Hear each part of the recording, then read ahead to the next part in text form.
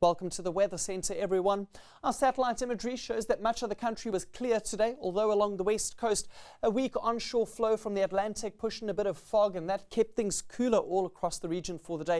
A little bit of high cloud was also moving across the Cape provinces for this afternoon, although much of the region remained hot, especially over the southern Karoo. Heading eastwards, we see it was very clear for today, and under the clear skies, temperatures were recovering after a couple of cooler days.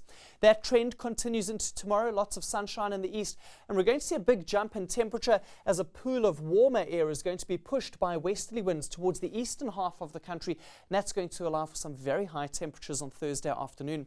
At the same time, a cold front will be pushing through the southern parts of the country. Rain will settle in over the Western Cape earlier in the day, and by late afternoon and evening, we could have some rainfall even reaching places in the Eastern Cape.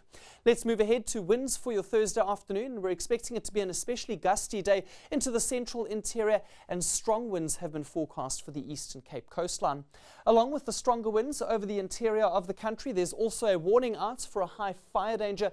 The high temperatures and stronger winds could lead to runaway fires developing throughout the region, including all of the Free State, the northwest, as well as around Gauteng.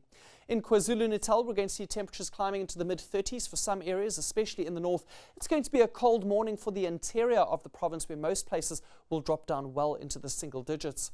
Very similar for parts of the Eastern Cape, but over the southern parts of this province, we can see it's going to be a cooler day, and along with that, a possibility for rain mainly into the evening.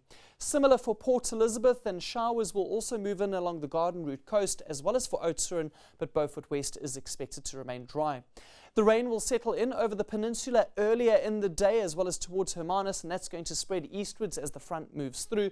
And as we head into the Northern Cape, we see dry weather for this province, cooler air in circulation over the western parts, but hot for Kimberley once again with a high of 33 degrees. Sunny, hot and gusty conditions for the Free State. Bloemfontein, you reach a maximum of 31, and we're also going to see temperatures climbing into the mid-30s for most parts of the northwest, with lots of sunshine expected. After a cool morning for Polokwane at 9 degrees, it's going to warm very quickly to a maximum of 32, and it will be an especially hot day all across the Lowveld, including the eastern parts of Mpumalanga. Standerton starting off very cold with a minimum temperature of 3 degrees. Crossing over into Gauteng, we see a sunny, dry and hot afternoon. It will also become quite gusty around Johannesburg during the mid-afternoon hours. On Friday, wet and cooler conditions settle in over KwaZulu-Natal with lots of cloud cover. Durban and Richards Bay remaining in the lower 20s.